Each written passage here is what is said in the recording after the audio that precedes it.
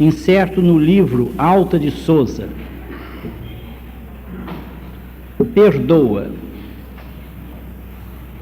Repara a fonte diligente e boa, escravizada ao solo em que destila, acolhendo a cantar doce e tranquila a saliva do charco que a magoa. Envolvente e translúcida coroa que afaga e nutre o coração de argila, passa ajudando ao chão em que se asila, tanto mais pura quanto mais perdoa. Como a fonte que, ouvida toda ofensa, abraça na bondade a luz imensa que te guarda no mundo a alma sincera, e estendendo o perdão por onde fores, encontrarás na cruz das próprias dores a alegria divina que te espera. Alta de Souza. Elevemos a Deus nossa súplica. Deus Santo, nosso Pai e nosso amigo, na manhã deste teu dia, queremos depor aos teus pés, Senhor, nossas orações, nossas mais silenciosas rogativas. Queremos expor-te as nossas necessidades mais íntimas, que só tu conheces. Queremos falar-te de nosso amor, de nossa gratidão a ti. Queremos pensar amorosamente em ti, Pai de amor. E humildemente te pedimos, porque somos as tuas eternas crianças necessitadas, que tu nos abençoes, que abençoes os nossos lares, os nossos amigos, os nossos enfermos, que abençoes todos aqueles que sofrem, todos os humilhados e ofendidos do mundo, todos os tristes, os enfermos, os sem coragem, os sem fé, aqueles que te conhecem e aqueles que te ignoram. Que tu abençoes a todos, Senhor, os que estão longe e os que estão perto, por Jesus Cristo nosso Senhor. Assim seja. Queridos amigos, nós trouxemos para a nossa meditação desta manhã uma parábola de Jesus Cristo. É bom lembrar que ele falou em parábolas, mas nem todos às vezes entendem o sentido profundo da parábola, desta e das outras que ele ensinou. Vamos pedir a Deus que nos abençoe, para que nós entendamos esta parábola, que nos mostra a justiça de Deus, que nos mostra como a humanidade tem recebido a palavra de Jesus, uns com sabedoria proveitosa, com vigilância, com amor, com fé, outros com indiferença, com pouco caso, com relaxamento moral, com torpor espiritual, sem atenção, sem valorizar a palavra do Mestre. Esse é o argumento de uma das mais belas parábolas do Evangelho, a chamada parábola das virgens loucas e das virgens prudentes, ou também a parábola das 10 virgens. Nós vamos ler o texto evangélico para depois buscar, com a graça de Deus, com o auxílio divino, o entendimento do sentido oculto, do sentido espiritual desta história que Jesus contou, para que nos preparemos para a gravidade desta hora que estamos vivendo, que estamos atravessando. A parábola das 10 virgens.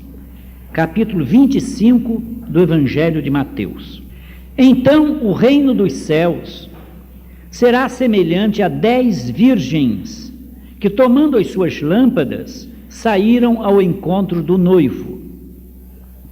5 dentre elas eram nécias, tolas, e 5 eram prudentes. As tolas, tomando as suas lâmpadas, não levaram azeite consigo, mas as prudentes levaram azeite em suas vasilhas, juntamente com as lâmpadas. Tardando o noivo, tosquenejaram todas e adormeceram. Mas à meia-noite ouviu-se um clamor: eis o noivo, vamos sair ao seu encontro. Então todas se levantaram e prepararam as suas lâmpadas. E disseram as nécias às prudentes: dai-nos do vosso azeite, porque as nossas lâmpadas estão se apagando. Porém as prudentes responderam: talvez não haja bastante para nós e para vós. Ide antes aos que o vendem e comprai-o para vós. Enquanto foram comprá-lo, veio o noivo, e as que estavam apercebidas entraram com ele para as bodas, e fechou-se a porta. Depois vieram as outras virgens, e disseram: Senhor, Senhor, abre-nos a porta. Mas ele respondeu: em verdade vos digo que não vos conheço. Portanto, vigiai, porque não sabeis nem o dia, nem a hora. Esta é a grande parábola de advertência de nosso Senhor e Mestre Jesus. É um grito de alerta para a nossa vida inteira, para a nossa filosofia de vida, que é mais ou menos oculta aos olhos dos outros, de todos. Cada um de nós vive e pensa e dirige a sua vida segundo os parâmetros que elege em boa ou má consciência. E é também um aviso, uma advertência para a nossa vivência entre os homens, que naturalmente segue a nossa filosofia de vida, o nosso tipo de encarar o mundo. Notamos aqui uma coisa muito importante: Jesus, como em todo o Evangelho, usa os símbolos hebraicos, os símbolos do seu povo. O número 10 para os hebreus, para os judeus, indica totalidade. Então a parábola das 10 virgens está representando a totalidade da raça humana. Esta é a primeira observação que nós temos que fazer para mostrar que a parábola diz respeito a todos nós, sem exceção de um só. Nós estamos aqui. Não penseis que a coisa é muito simplória no fato de Jesus dividir a humanidade em 5 virgens sábias, inteligentes, cautelosas, cuidadosas, prudentes, e 5 loucas, nécias, desajuizadas, invigilantes. Não há maniqueísmo nisso. Não é propriamente uma maneira de achar que o mundo é bom de um lado e é mau de outro. É apenas a observação de uma realidade. Nós podemos ser, ao mesmo tempo, algo de virgem louca e algo de virgem prudente. Tanto que, para provar que não é uma parábola maniqueísta, não é uma parábola que divide a humanidade taxativamente em bons e maus, a semelhança de novela de televisão ou de romance de happy end americano, para provar que não é assim, nós vemos que no versículo 5º da parábola, de estar dando o noivo, tosquenejaram todas e todas adormeceram. Então, tanto as virgens loucas como as prudentes passam por momentos de fraqueza. Então, não há aqui uma divisão de a metade da humanidade é má e a outra metade é boa. Isso seria maniqueísmo, e Jesus não aceitaria essa expressão maniqueísta, essa expressão falsamente filosófica da vida. O que há é uma observação correta da existência. O reino dos céus, isto é, a perfeição moral, o futuro da raça humana, a felicidade do nosso eu interior, A nossa união com Deus, numa palavra, o nosso conhecimento de Deus e o nosso relacionamento com Deus, o nosso amor a Deus, são o argumento da parábola. Argumento que estamos vendo é entrelaçado de todas essas categorias espirituais. O reino dos céus é semelhante a 10 virgens, a 10 moças, que tomando suas lâmpadas saíram ao encontro do noivo. Então Jesus começa mostrando que o aperfeiçoamento da nossa alma, a nossa caminhada para Deus, a nossa vida é um peregrinar para Deus, é uma caminhada, é uma subida para Deus. E isto se assemelha a uma festa nupcial. Ele já em outras parábolas fala a festa das bodas, a parábola das bodas. Assim como o dia das bodas, o dia do casamento, é o dia mais feliz para os noivos, é o dia que eles realizam o seu ideal, que será mantido ou não, conforme circunstâncias posteriores, mas é o dia da realização do sonho da beleza. Jesus também mostra que a nossa união com Deus, o nosso conhecimento de Deus, que é um conhecimento de amor, como nós vamos ver daqui a pouco, ele, como no Velho Testamento, pela palavra dos profetas, e no Novo Testamento, em várias passagens dos evangelhos e das epístolas, mostra a união nupcial como um símbolo, o banquete da felicidade, a felicidade nupcial, quer dizer, das nossas núpcias, das núpcias, do nosso casamento espiritual com Deus, da nossa união espiritual com Deus, da alma com Deus. É uma visão mística da vida, talvez nem todos possam atingir, talvez nem todos possam aceitar, mas é uma visão mística da união das almas, que os grandes autores cristãos assim enxergaram também. Grandes autores como Santa Teresa d'Ávila, São João da Cruz, São Pedro de Alcântara e tantos outros que viram a felicidade nessa união mística da alma com Deus. Então, Jesus mostra que o reino dos céus é o final da viagem. A perfeição moral do nosso coração é o objetivo da vida. A vida é uma peregrinação, é uma caminhada, é uma subida, e o alvo é Deus. Conhecer Deus e amar a Deus sobre todas as coisas, como Ele mesmo pediu, de toda a alma, de todo o coração, de todo o entendimento e de todas as forças. Então, o reino dos céus é essa totalidade da humanidade que a humanidade inteira deve atingir. Mas 5 dessas virgens eram nécias. Elas não eram vigilantes, não eram inteligentes. É a tolice, a vaidade que se transforma em vaidade culposa. Elas eram tolas, elas não raciocinavam, não pensavam. Há muita gente também que se assemelha, então, quer dizer, nosso Senhor Jesus, a essas 5 virgens, que não raciocinam, não pensam no futuro, não entendem a vida como uma caminhada para Deus, estão vivendo por viver, estão vivendo por ver os outros viverem, estão vivendo segundo os figurinos da terra e não segundo a plataforma do reino de Deus. O objetivo é imitar o que os outros fazem. É apenas uma subserviência à moda. Isso está na moda, eu sigo. É assim, eu faço. O figurino é este, eu vou. Este é o plá, eu sigo. Ora, Cristo nos dá uma filosofia de vida completamente diferente. Ele aponta o que fizeram, como procederam as 5 moças sábias, ajuizadas. Aquela sabedoria de mente, aquele cuidado, aquela vigilância, que afinal vai vencer e vai ser meritória.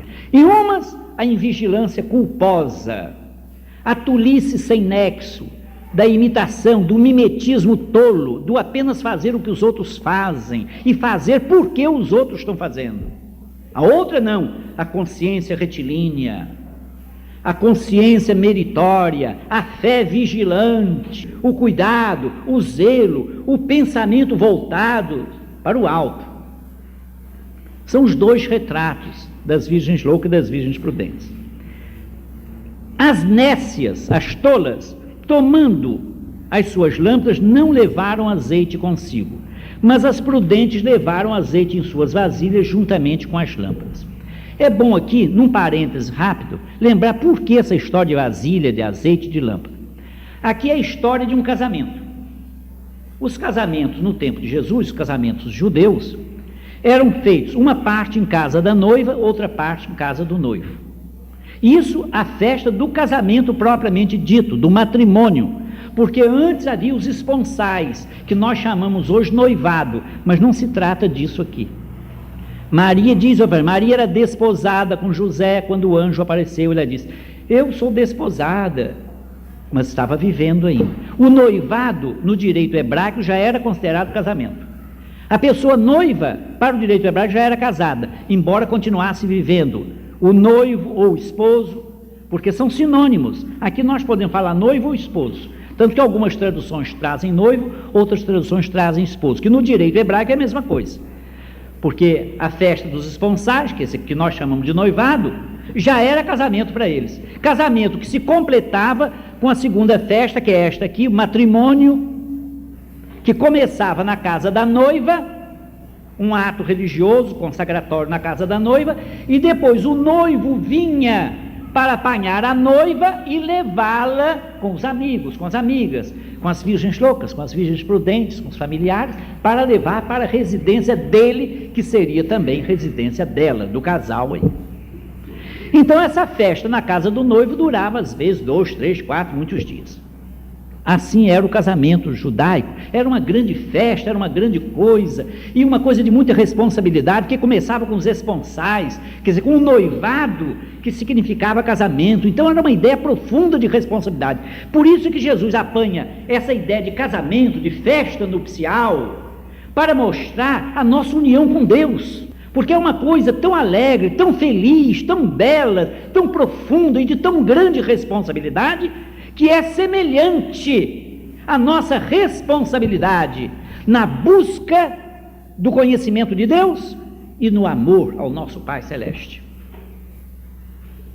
Então, 5 não levavam azeite. Por que azeite? Por que lâmpadas? É porque na saída da casa da noiva, onde havia geralmente um ato, uma prece, um ato religioso, para a consecução do casamento, havia uma procissão em que os familiares da noiva, a noiva e o próprio noivo iam apanhar a noiva e saíam para a nova casa. Isso se realizava sempre à noite, ao anoitecer. Então, naquela época não havia luz elétrica, nem gás nas ruas, de maneira que eram as lâmpadas de barro com azeite, e nós vemos que as prudentes levaram mais um botijãozinho com um gás sobressalente. Se faltar o azeite, com gás não, com azeite sobressalente, se faltar azeite, coloca o azeite nas lâmpadas. Mas o fato é que a festa demorou, as festas de casamento eram demoradas, havia muita alegria, muita festa, eles dançavam, eles se festejavam, então era tanta alegria que às vezes a coisa demorava mesmo. E aqui está havendo uma demora da saída da casa da noiva, o noivo chegar para apanhar a noiva, para terminar finalmente a segunda parte do casamento hebraico, o matrimônio. Agora já podemos entender, 5 dessas participantes do casamento, amigas do noivo e da noiva, eram 10, esse 10 é a totalidade. 5 delas eram nécias, 5 prudentes. As nécias não levaram azeite consigo. O azeite aí pode representar a fé vigilante, a fé que vigia, aquilo que nosso Senhor sempre diz: orai e vigiai, porque não sabeis, e repete porque não sabeis o dia nem a hora. Orai e vigiai para não cairdes em tentação, porque o espírito está pronto, quer dizer, a inteligência sabe, mas a carne é fraca, a nossa condição humana é fraca. O fato de nós sermos encarnados na terra nos enfraquece, nos faz esquecer a nossa verdadeira origem de cidadãos dos céus. Orai e vigiai, porque o espírito está pronto, mas a carne é fraca.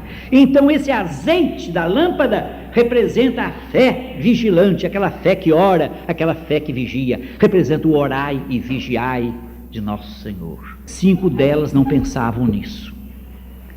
Quer dizer, é a parte da humanidade que não pensa em religião senão na hora das aperturas, nas horas difíceis, em hora de morte. Hora de morte é que se pega evangelho, que se pega a Bíblia, que se pensa em oração, é que se pede oração aos outros. Ora, eu estou numa aflição terrível, ora por mim, pelo amor de Deus, põe a família em polvorosa, põe todo mundo maluco para orar, para os outros orarem. Isso não é, isso é ser nécio. Isso não é hora de vigília, não é hora, a hora de aflição não é assim. Nós vimos num livro de André Luiz, a irmã Zenóbia, quando todos estavam aflitos no ataque das forças do mal à casa transitória, ficaram com tanto medo, que disseram, irmã Zenóbia, vamos orar, porque a agressão das forças do mal... Não, nós já oramos de manhã cedo, agora não é hora de oração, agora é hora de agir. Então, a hora de orar e a hora de agir. A hora de conseguir azeite e a hora de não se conseguir mais azeite. E também de se saber que azeite não se empresta. E a hora também em que buscar remédio fora de hora também não resolve, porque a doença já avançou e o tempo passou.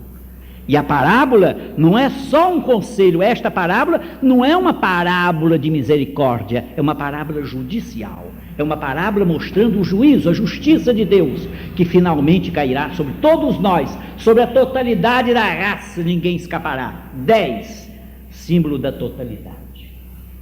As nessas não levaram azeite consigo, símbolo das pessoas que não oram nem vigiam.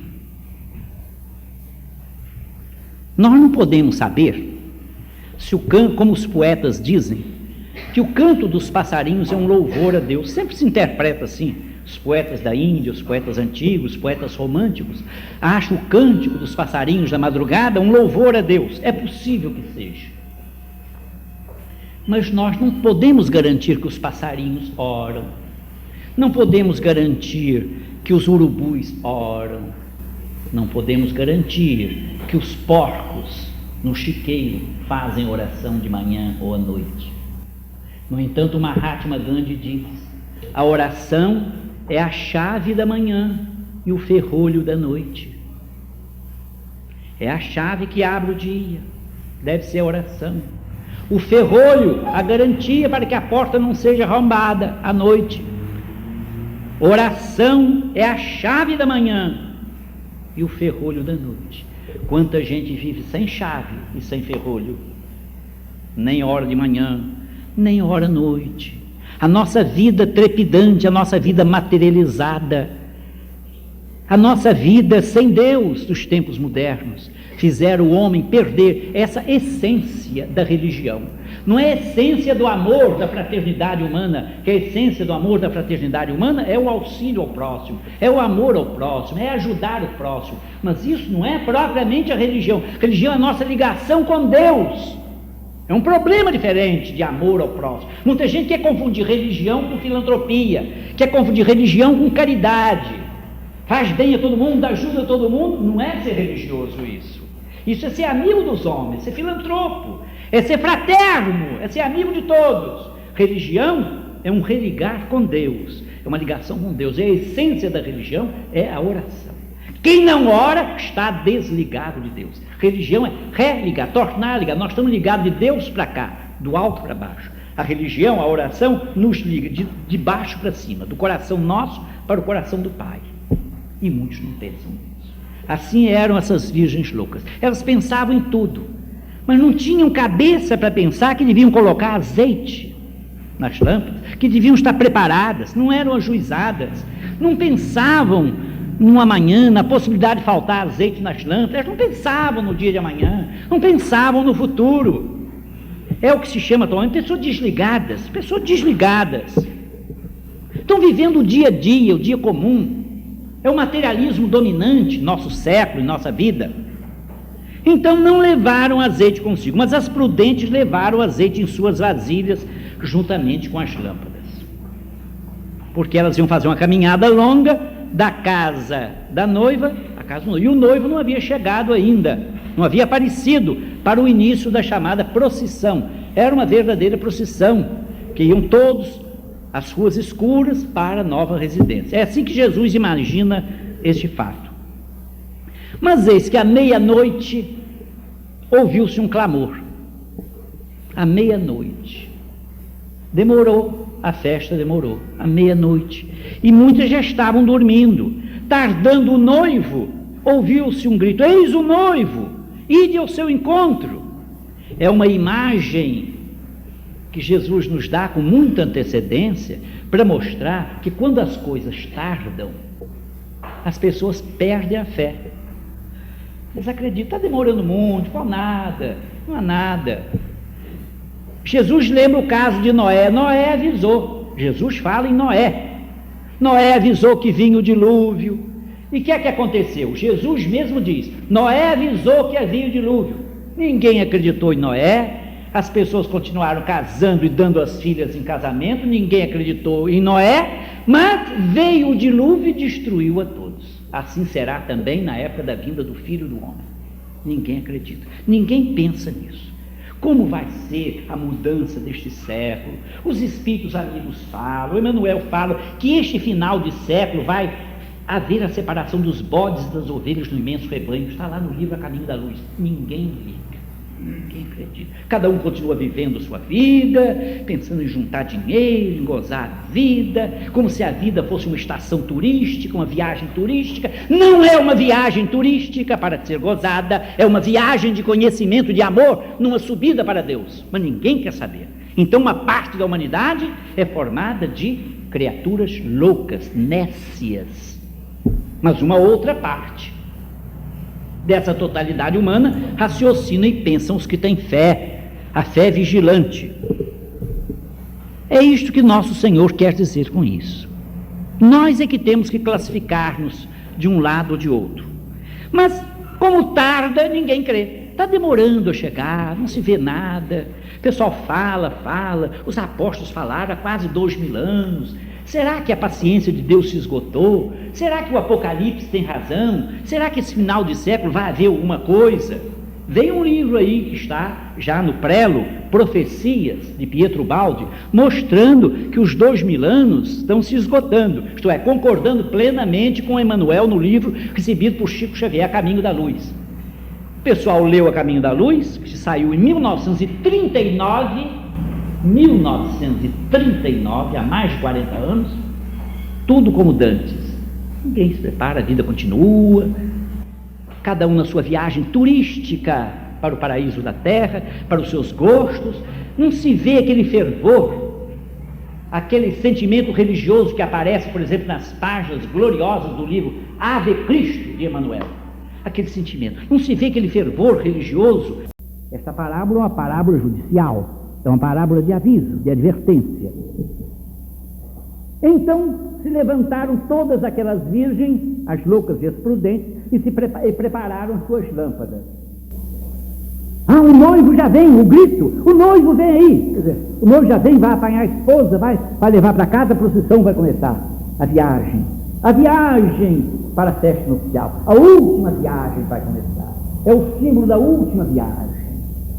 A viagem para o juízo final. Uma viagem que nós não entendemos bem o que seja, o sentido escatológico dessa expressão juízo final. Entendemos bem? Eu confesso que não entendo bem. Mas o Mahatma Gandhi diz, pelo fato de nós não entendermos bem uma coisa, pelo fato de não compreendermos bem uma coisa, isso não é razão para nós duvidarmos dessa coisa. É razão para nós continuarmos estudando, pesquisando, a ver se podemos entender. Mas não duvidar. Ninguém sabe o que é juízo final. Ninguém sabe o que é o Apocalipse, porque ninguém leu o Apocalipse. Ninguém sabe o que está para acontecer, porque nós estamos como os dias de Noé, em que ninguém quer nada, em que ninguém crê nada. Casam-se e dão-se em casamento. Ninguém acredita. Mas virá o dilúvio de repente, virá a hora apocalíptica de repente e destruirá.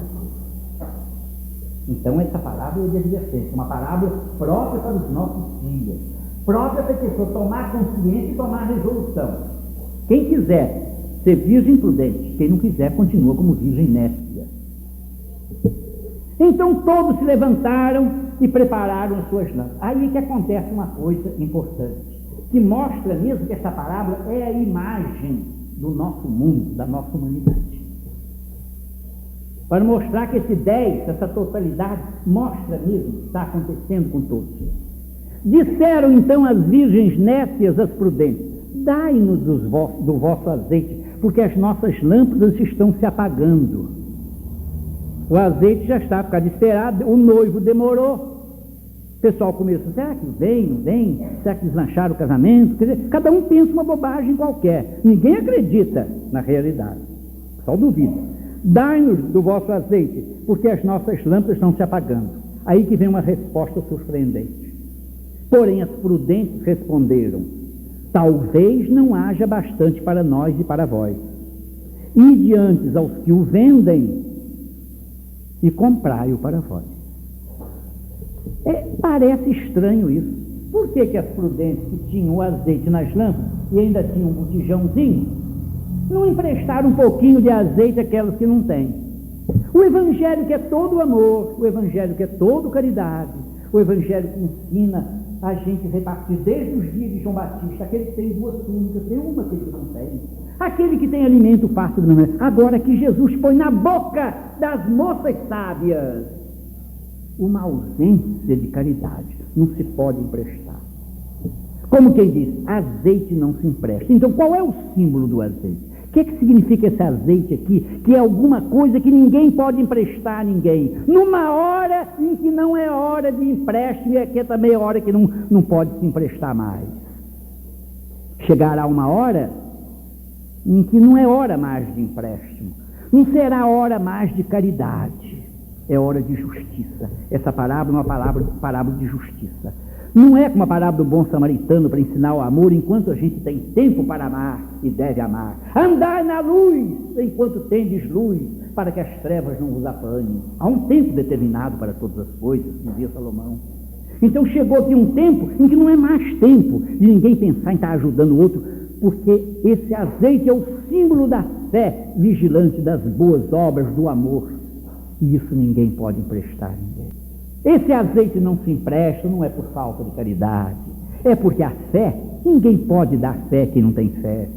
Ninguém pode dar o mérito do bem que praticou aos outros. Se meu amigo vive a vida inteira fazendo bem, eu não posso querer pistolão dele para entrar no céu.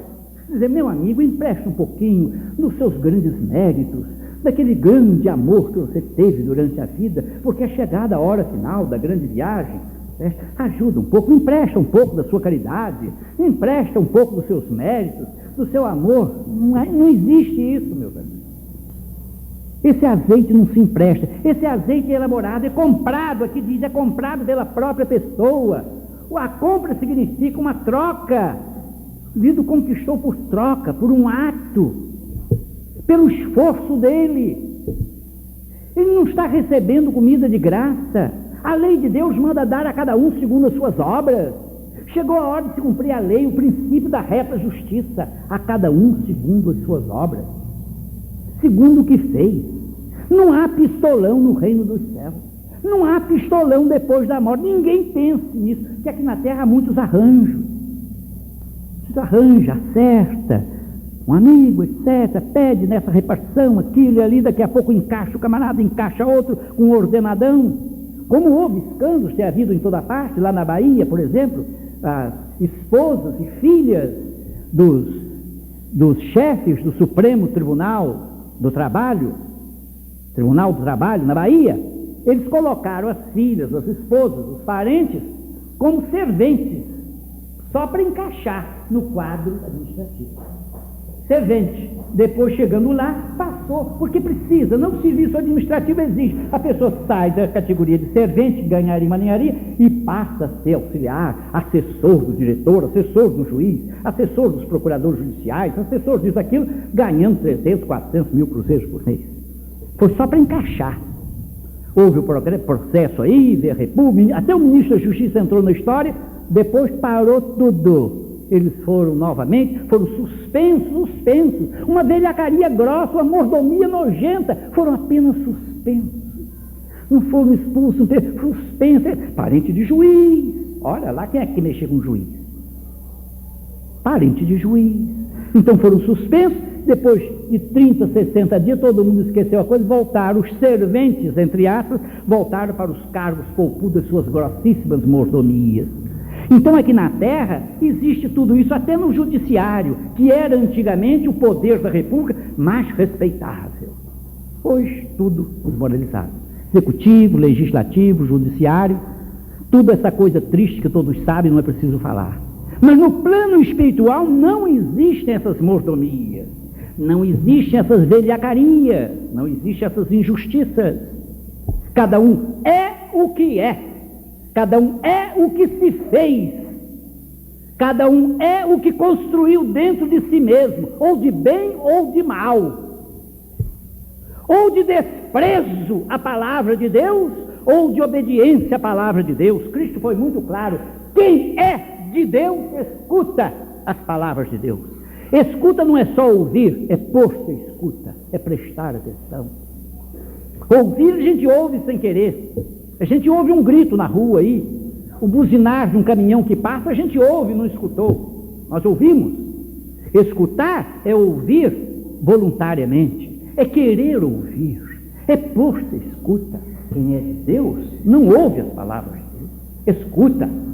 Vem escutar, vem ouvir voluntariamente, vem aqui escutar o que Deus fala das páginas do Evangelho. Faz deste livro um livro santo e diz como Dwight Moody: ou este livro me afasta do pecado, ou o pecado me afasta deste livro.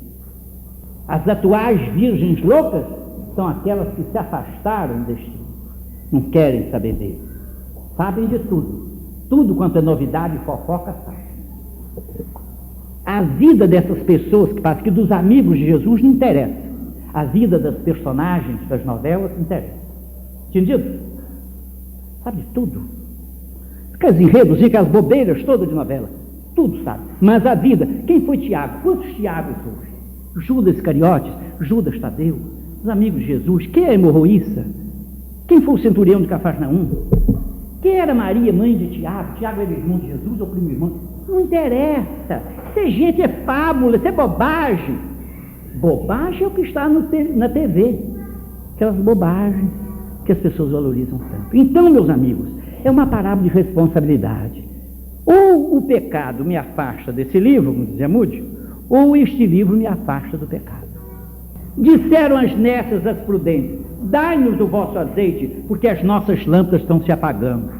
É a hora do perigo, é a hora final, em que a pessoa quer usar nos planos de Deus, nos caminhos de Deus, junto da lei de Deus, junto dos tribunais de Deus, caminhando mais de perto, aproximando-se da hora de Deus, da última hora marcada pelo relógio da terra, quer usar os mesmos processos que usava na terra. Dá-se um jeitinho, o Brasil é o país do jeitinho, te dá um jeitinho, você fala com fulano, etc. Não é? QI já deixou de significar coeficiente de inteligência, passou a significar cota de influência, pede fulano, que fulano pode, manda, etc. Tal. O QI hoje é diferente e dá um jeitinho para tudo. E encaixa o camarada aqui, ali, os absurdos, as mordomias, e fulano tem um parente que é lá, amigo do governador, ou amigo do goberi, ou amigo de um cafajeste qualquer, e dá um jeitinho. No plano espiritual não há eminências pardas. Não há eminências pardas. Não há políticos nem politicoides. Há as obras, o azeite. Por isso é que Jesus dizia, preparai, estai com as vossas candeias preparadas. No Sermão da Montanha, segundo Lucas, estai com as vossas candeias preparadas, quer dizer, com as lâmpadas. Porque a lâmpada de azeite representa a nossa espiritualidade, representa o bem que nós construímos em nós, representa a nossa estrutura espiritual de filho de Deus, de cidadão dos céus. E isso não se empresta a ninguém. É uma estrutura que a própria pessoa construiu pela obediência à lei de Deus. Se o outro não obedeceu, como é que eu vou emprestar aquilo meu, ou alguém vai me emprestar o que construiu para mim, na base do pistolão terreno? Não existe isso. Daí essa resposta que pode parecer seca, sem caridade, mas não é hora de caridade. Andai nas luzes enquanto tendes luz, enquanto é dia. Quer dizer, há uma época que termina, que a pessoa não pode mais, a pessoa está na hora da morte, está morrendo, não pode mais falar, não pode mais ouvir. Terminada a hora dele. Vai querer rezar para ele? Pode, é bom, a oração é sempre um auxílio. Mas não é hora mais de orar. Ele que tinha que ter orado durante o tempo em que tinha consciência, em que andava, em que trabalhava. Ele que tinha que abrir cada dia de sua vida com a chave da oração e fechar cada noite de sua vida com o ferrolho da oração. Não fez nada disso. Agora pedir emprestado, querer pistolão, não há pistolão no céu. Porém os prudentes responderam: talvez não haja bastante para nós e para vós. E diante aos que o vendem, comprai-o para vós. Enquanto foram comprá-lo, veio o noivo. E as que estavam apercebidas entraram com ele para as bodas, e fechou-se a porta. Chega uma hora em que fecha a porta. Não tenhamos dúvida disso. Elas então gritaram: Senhor, Senhor, abre-nos a porta. No Evangelho há também esta passagem que pode ser estranha, mas na parábola das virgens é aquilo mesmo que está no Sermão da Montanha, no final do Sermão da Montanha. Nem todo que lhe diz Senhor, Senhor entrará no reino dos céus, mas aquele que faz a vontade de meu Pai que está no céu. Naquele dia, é o dia da parábola das virgens, naquele dia muitos hão de dizer-me: Senhor, Senhor, não profetizamos em teu nome, quer dizer, não pregamos em teu nome, não agimos mediunicamente em teu nome, em teu nome não expelimos demônios, não fizemos curas espirituais em todos, não ajudamos a humanidade sofredora, e em teu nome não fizemos muitos milagres, não fizemos coisas maravilhosas ajudando o mundo. Isso tudo é caridade, isso tudo é bem, mas não é religião. Então eu lhes direi claramente, ou como outras traduções dizem, então eu lhes direi abertamente: nunca vos conheci, apartai-vos de mim, vós que praticais a iniquidade. É o que São Paulo diz: ainda que eu distribuísse toda a minha fortuna para o sustento dos pobres e não tivesse caridade, ainda que desse meu corpo para ser queimado e não tivesse caridade, ainda que tivesse toda a ciência, toda a fé capaz de transportar montanha e não tivesse caridade, nada disso. Então a pessoa pode fazer muita coisa e não ter amor, como pode também ter muito amor à humanidade e não ter fé em Deus, não está ligado a Deus. Cristo diz aqui: nunca vos conheci. No entanto, foi uma pessoa que achou que estava fazendo muita coisa pela humanidade, em qualquer campo, em qualquer atividade humana, estava vivendo para o bem dos outros. Então Deus não vai olhar isso? É uma pessoa que está fazendo isso, mas só Deus é que sabe, pode julgar. Por que a pessoa está apartada de Deus? Certamente que está fazendo isso buscando a glória pessoal, e não a glória de Deus. Buscando ficar famoso, certo? Há pessoas que querem fama, glória, então fazem muita coisa, muita caridade, muita sabedoria, muito trabalho humano, muita glória, saem da terra como sábios, como gênios, mas amor a Deus nada, nunca pensaram em Deus, estão desligados de Deus. Por isso o rei lhes dirá abertamente: afastai-vos de mim, nunca vos conheci. Como quem diz: vós fostes sempre adoradores de vós mesmos, autopromotores da vossa glória, buscaste somente a autopromoção da vossa sabedoria, dos vossos interesses terrenos, mesquinhos, quiseste apenas glória, fama, renome, dinheiro, o primeiro lugar da terra. E nessa hora não há remédio, não há remédio. É a hora de conhecer a Deus. Ele diz: Senhor, Senhor, abre-nos a porta. Em verdade vos digo que não conheço. A mesma coisa do Sermão da Montanha: não vos conheço. O que é conhecer então o Senhor e ser conhecido? Então Jesus não conhece aquelas moças sem juízo? Será que não conhece? Conhecer no Evangelho, veja o Evangelho de João: conhecer é amar.